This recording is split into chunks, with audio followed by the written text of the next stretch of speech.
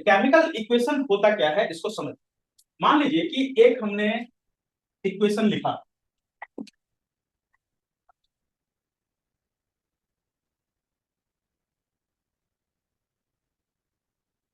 एक हमने इक्वेशन लिखा, रिएक्शन लिखा कि magnesium is reacting with atmospheric oxygen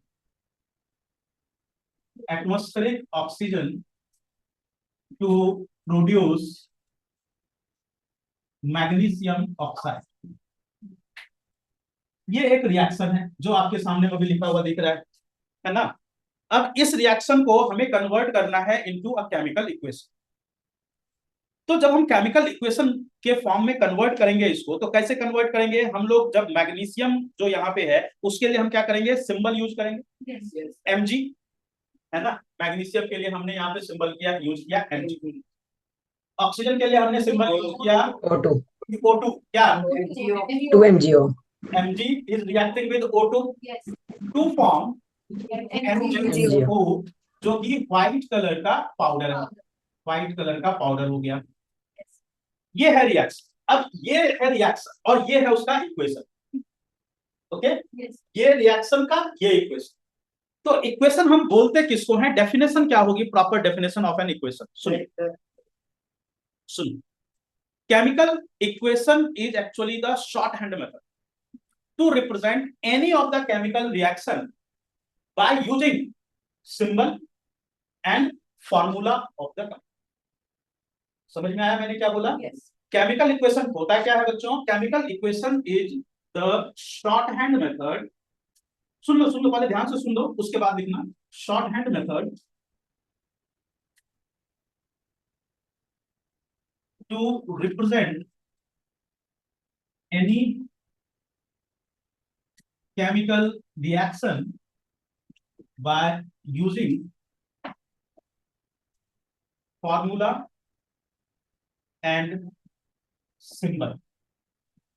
जब भी हम कोई फॉर्मूला या सिंबल लिखते हैं, जब भी किसी भी जगह पे कोई फॉर्मूला या सिंबल लिखते हैं, तो उसको लिखते वक्त हम तीन बातों का ध्यान रखें। सबसे पहली चीज हम किस बात का ध्यान रखेंगे? पॉइंट टू रिमेंबर, एलिमेंट के नाम। सबसे पहली चीज क्या कि जब भी कहीं रिएक्शन में hydrogen, oxygen, nitrogen, fluorine, chlorine और ब्रोमीन जब भी रिएक्शन में पार्टिसिपेट करे, कौन कौन सी बात बता बोला मैंने? Hydrogen, oxygen, nitrogen, chlorine, bromine और एक और आयोडीन। ये जब भी रिएक्शन में पार्टिसिपेट करेगा कहीं पे भी किसी भी जगह पे, तो उस जगह पे ये हमेशा डाई एटॉमिक फॉर्म में ही लिखा जाएगा। ठीक है, ये देखिए आप यहाँ पे डाई एटॉमिक फॉर्म में लिखा ना ऑक्सीजन को। अब जैसे अगर मान लीजिए हमने लिखा hydrogen plus oxygen gives rise to water, देखिए यहाँ पे हाइड्रोजन को डायटोमिक, ऑक्सीजन को डायटोमिक। जैसे सपोज कीजिए आपने लिखा Mg plus Cl2 gives rise to MgCl। ठीक है, तो यहाँ पे देखो क्लोरीन को किस फॉर्म में लिखा? डायटोमिक फॉर्म में। तो जहां कहीं पे भी रिएक्शन करोगे, जिस भी जगह पे रिएक्शन करोगे, तो वहां पे इस चीज का ध्यान रखना, ये 7 एलिमेंट कौन कौन से? Hydrogen, oxygen, nitrogen, fluorine, chlorine, bromine और आयोडीन, ये सब के सब कौन सी फॉर्म में आएंगे बच्चों? Diatomic form. पहली पॉइंट जो आपको याद रखनी। दूसरी पॉइंट जो आपको याद रखनी है, कोई भी मेटल जब भी आपको रिएक्शन में लिखना है, तो मेटल का जब भी रिएक्शन होगा, रिप्रेजेंटेशन जब भी करेंगे, तो वो हमेशा ही मोनो एटॉमिक फॉर्म के फॉर्म में होगा। हमेशा मोनो एटॉमिक, कहीं भी किसी भी जगह पे। आप यहीं पे देखो मैग्नीशियम को मोनो एटॉमिक फॉर्म में है, सिंगल एटम के फॉर्म में। एक दूसरा एग्जांपल ले लेते हैं, कॉपर प्लस FeSO4, ये वाला रिएक्शन हमने किया था ना, CuSO4 प्लस Fe। तो FeSO4 प्लस CO। अब देखो Fe को देखो मोनो एटॉमिक फॉर्म में है, मोनो मतलब सिंगल एटम के फॉर्म में है। कॉपर देखो मेटल है, सिंगल एटम के फॉर्म में है। तो जहां पे भी रिएक्शन करोगे कौन कौन से मेटल का, वो हमेशा कौन सी फॉर्म में आएगा? Mono atom. क्लियर हुआ ये सारे पॉइंट्स? फास्फोरस का जब भी रिएक्शन होगा, फॉस्फोरस, इसको आप हमेशा लिखोगे किस फॉर्म में? Tetra atomic, tetra atomic form में यूज करना है। जैसे P4 प्लस O2, आपको क्वेश्चन में इक्वेशन में लिखा हुआ phosphorus is reacting with oxygen to form phosphorus oxide, तो आपको फास्फोरस को हमेशा कौन सी फॉर्म में यूज करनी है? P4 टेट्राएटॉमिक। P4 plus O2 gives rise to P2O5, phosphorus oxide is P2O5। तो ये 3 पॉइंट याद रखेंगे आप लोग किसी भी इक्वेशन को लिखने के। सल्फर एसिड होता है बट उसको हम लोग मोनो एटॉमिक फॉर्म में ही वो रिएक्ट कर जाता है, वो मॉलिक्यूलर फॉर्म होती है उसकी एसिड, लेकिन वो मोनो एटॉमिक फॉर्म में रिएक्ट कर जाता है। चलिए तो आगे बढ़े। यहाँ तक क्लियर सबको? ये तीनों पॉइंट याद रहेंगे ना सबको? केमिकल इक्वेशन क्या क्या चीजें रिप्रेजेंट करेगा? सबसे पहली चीज जो रिप्रेजेंट करेगा वो रिप्रेजेंट करेगा लॉ ऑफ कंजर्वेशन ऑफ मास, और दूसरी चीज स्टेट, सर उसका state.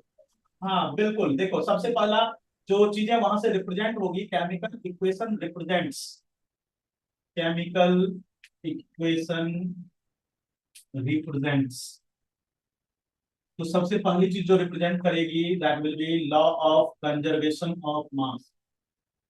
What is law of conservation of mass? Mass can neither be created nor destroyed in a chemical reaction. It will always remain constant during any chemical reaction.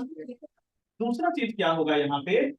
It will show molecular form of the substance, molecular form of the reactant and product. Reactant भी वहां molecular form में होगा और product भी molecular form में होगा। What is a molecule? कोई बच्चा को पता हो तो बताओ, what is a molecule? Smallest particle able of independent existence and show all the property of that element.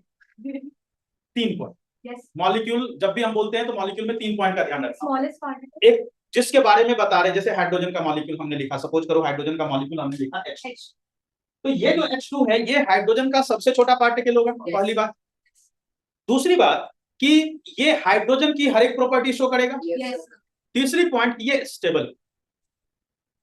ठीक है, तो जब भी कोई मॉलिक्यूल की बात करते हैं तो मॉलिक्यूल में 3 चीजें, कौन कौन सी 3 चीजें? स्टेबल होगा, शॉर्टेस्ट फॉर्म होगा, और वो उस सब्सटेंस की हर एक प्रॉपर्टी को शो करेगा। It will show molecular form of the reactant and product.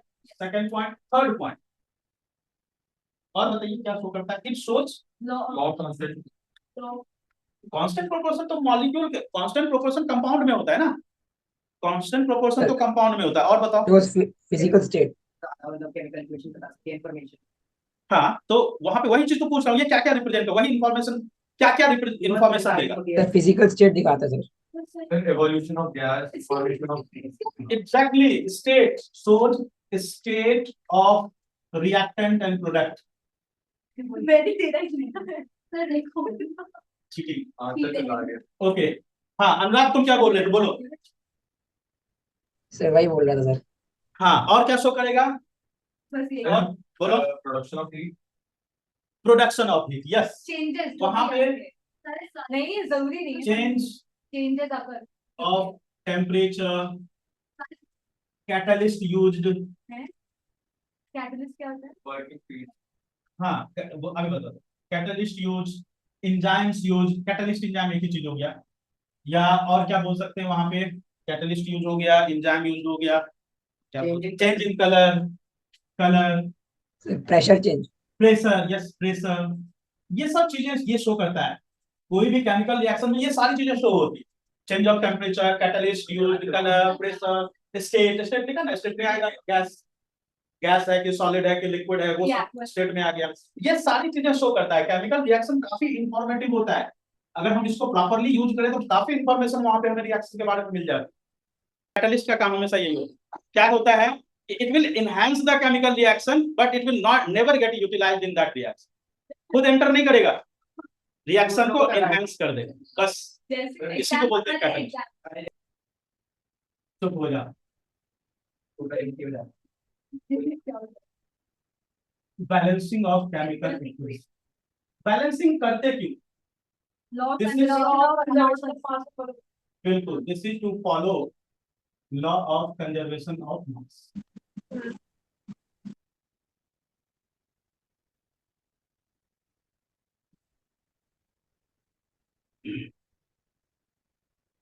देखो, अगर कोई ऐसा रिएक्शन कहीं पे लिखा हुआ जिस रिएक्शन में मास ऑफ द रिएक्टेंट और मास ऑफ द प्रोडक्ट दोनों बराबर नहीं हो, तो उस तरह की रिएक्शन को अनबैलेंस कहा जाता है।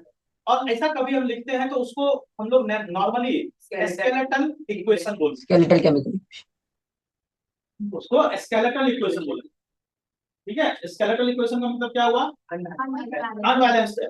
ऐसा यूज करना नहीं चाहिए, बट हम लोग कभी कभी लिख देते हैं, बट यूज नहीं होना चाहिए। यूज जो है, हमें देखो लेवोजियर साहब ने इतनी मेहनत करी, उनका सम्मान करना चाहिए ना हमें, तो कंजर्वेशन ऑफ मास को हमेशा फॉलो करना चाहिए।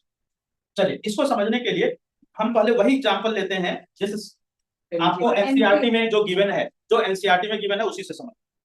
एनसीईआरटी में आपके गिवन है Fe plus H2O gives rise to Fe3O4 plus H2। ये एक इक्वेशन दिया हुआ है एनसीईआरटी, और इस इक्वेशन से हम लोग इसी इक्वेशन से हम लोग पहले समझेंगे, पहले वही तरीका यूज करेंगे जो एनसीईआरटी वालों ने यूज किया। एनसीईआरटी ने बहुत मेहनत करी इसको समझाने के लिए, तो पहले हम उनकी मेहनत का भी सम्मान करेंगे। तो जरूरी है ना। देखो, आप देखो एनसीईआरटी वालों ने कितनी मेहनत करी, आप लोगों ने देखा है, पूरे 2 पेज लगाए इसको समझाने के लिए। ये देखिए, जहां से शुरू किया है स्टेप बाय स्टेप समझाने, कितनी मेहनत करी उन्होंने, तो उनकी मेहनत का पहले सम्मान करते हैं। ठीक है, फिर उसके बाद जो है हम लोग वो मेथड यूज करेंगे जिस मेथड से कोई इक्वेशन 15 से 20 सेकंड में बैलेंस। ठीक है, चलो। Iron is reacting with water to form Fe3O4। सबसे पहले हम लोग देखते हैं कि Fe3O4 है क्या। इस सब्सटेंस की बात कर रहा हूँ।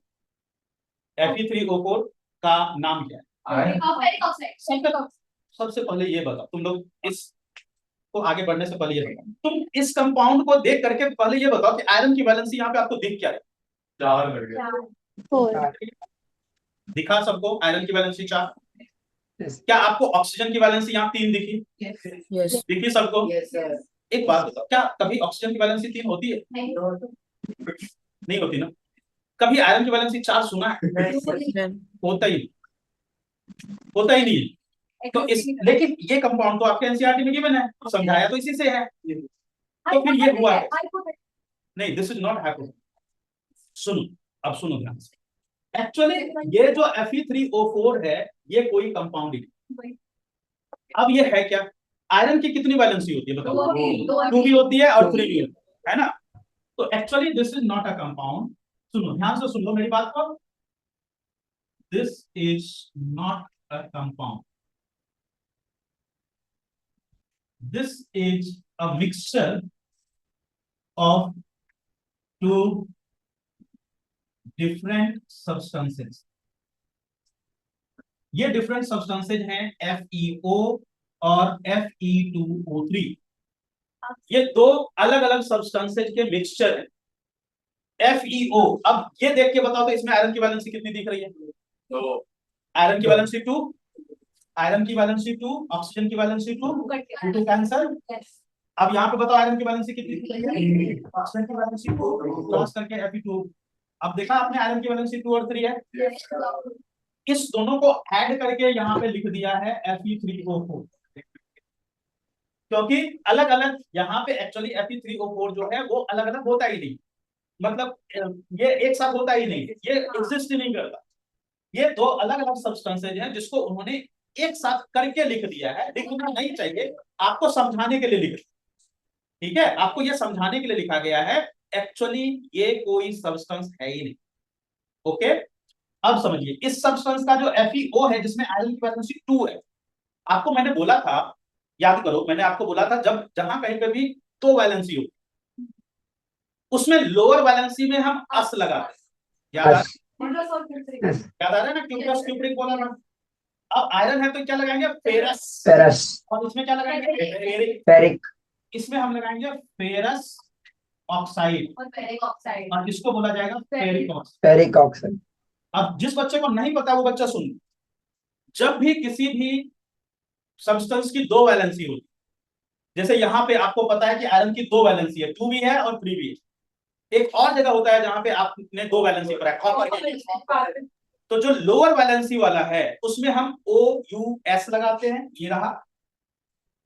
जो हायर वैलेंसी वाला है उसमें क्या लगाते हैं, इक लगाते हैं, इक लगाते हैं। आप इसको ऐसे भी लिख सकते हो, लिखना चाहो तो आयरन 2 रोमन में ऑक्साइड, और इसको आप लिख सकते हो आयरन 3 ऑक्साइड। ऑक्साइड। गोल्ड की दो वैलेंसी होती है, बट गोल्ड का रिएक्शन हमारे सिलेबस में कहीं नहीं, इसलिए गोल्ड को जाने दो। तो यहाँ पे इस दोनों सब्सटेंस को कलेक्टिवली यहाँ पे हम बोलेंगे क्या, इस सब्सटेंस को आप इसको एक तो नाम बोल सकते हो फेरोफेरिक ऑक्साइड, फेरोफेरिक ऑक्साइड, या फिर आप इसको ऐसे बोलो आयरन 2,3 ऑक्साइड, आयरन 2,3 ऑक्साइड, 2 भी और 3 भी। ये सब्सटेंस 2 ऑक्साइड वाला है और ये सब्सटेंस 3 ऑक्साइड वाला है, ठीक है। या तो फेरोफेरिक ऑक्साइड बोलेंगे या फिर इसको बोलेंगे आयरन 2,3 ऑक्साइड, ये इसका नाम होगा। इस समझ में आ गया ये क्या है। तो सबसे पहले देखो, ये जो रिएक्शन में पार्टिसिपेट कर रहा है उसको हम लोग रिएक्टेंट बोलेंगे, और जो रिएक्शन का रिजल्ट है उसको हम लोग प्रोडक्ट बोलेंगे। सबसे पहले आपको क्या करना है कि रिएक्शन में कौन कौन से एलिमेंट है, देखिए आयरन है, हाइड्रोजन है और हाइड्रोजन है, ऑक्सीजन। पहले ध्यान से देखो, लिखना बाद में, आप पहले ध्यान से सुनो। रिएक्टेंट में कौन सा सब्सटेंस कितना है, प्रोडक्ट में कितना है, पहले ये देखेंगे। तो रिएक्टेंट में आयरन है 1, प्रोडक्ट में कितना है, हाइड्रोजन रिएक्टेंट में है 2, प्रोडक्ट में भी 2 है, 2, ऑक्सीजन रिएक्टेंट में है 1, 1, 4। अब क्या करना है, आपको देखना है कि सबसे ज्यादा नंबर ऑफ एलिमेंट कहाँ है, ऑक्सीजन में कहाँ है, और वो 4 है, फेरोफेरिक ऑक्साइड इधर है, प्रोडक्ट में है। आपको वहीं से स्टार्ट कर, और क्या करो कि अगर यहाँ पे 4 है तो इधर भी 4 करना पड़ेगा। Yes sir. 4 करने का तरीका ये है कि यहाँ पे आयरन को आप क्या करो, सॉरी ऑक्सीजन में था ना, तो यहाँ पे आपने क्या कर दिया, 4 कर दिया। सबसे पहले बैलेंसिंग उससे स्टार्ट करनी है जिसका नंबर सबसे ज्यादा हो, ठीक है, समझ में आई बात। Yes sir.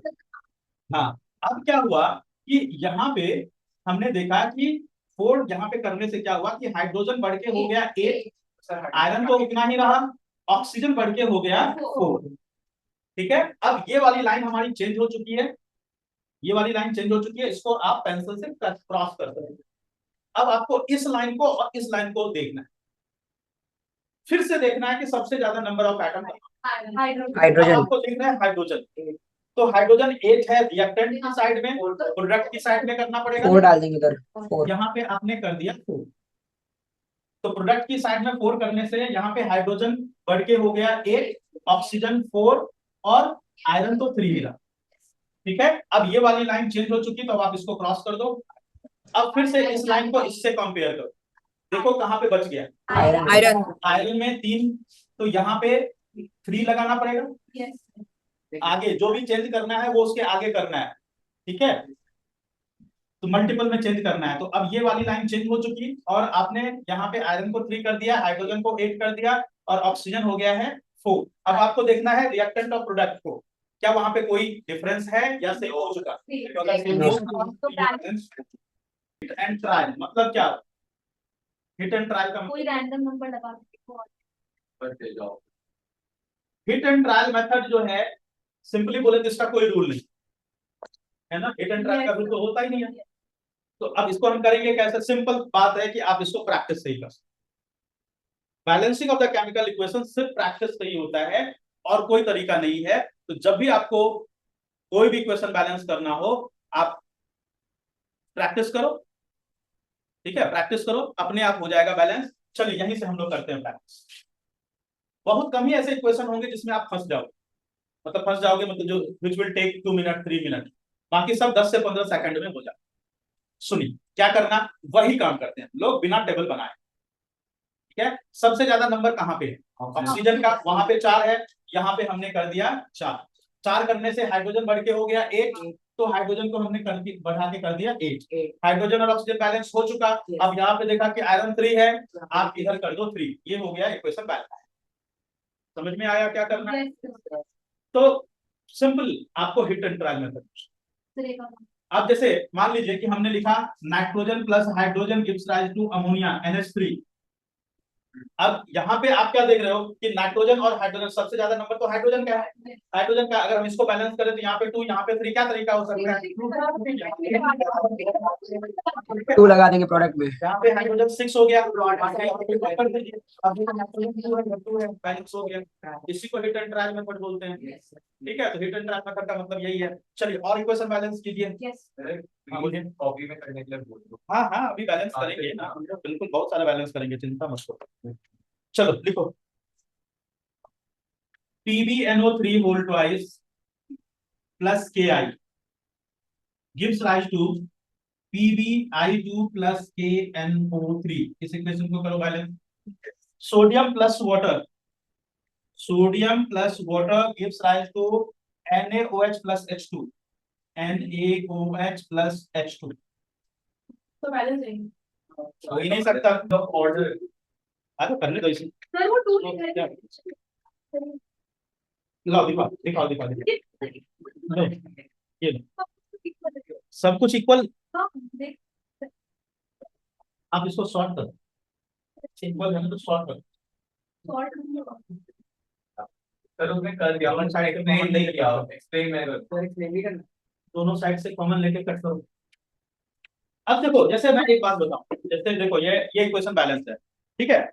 अब इस इक्वेशन में मान लो किसी बच्चे का ऐसे आ गया, सपोज किसी बच्चे का ऐसे आ गया 4Na plus 4H2O 4NaOH plus 2H। अगर कभी ऐसा कभी आ जाए, सुनो ध्यान से सुन लो मेरी बात को, क्योंकि ऐसा अक्सर होता है।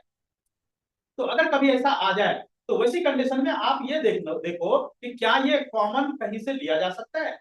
तो आप इधर से देखो 2 कॉमन लिया जा सकता है ना, और इधर से भी 2 कॉमन लिया जा सकता है। तो यहाँ पे हो जाएगा 2 और यहाँ पे कुछ नहीं, फिर यहाँ पे 2 और यहाँ पे 2, ये कॉमन आ गया। अब 2 दोनों साइड से कॉमन कैंसिल कर दो, अब आपका इक्वेशन बैलेंस हो जाएगा। 2 plus PaCl2 plus Na2SO4 gives rise to BaCl plus BaSO4 plus NaC। चलिए बैलेंस कीजिए इसको।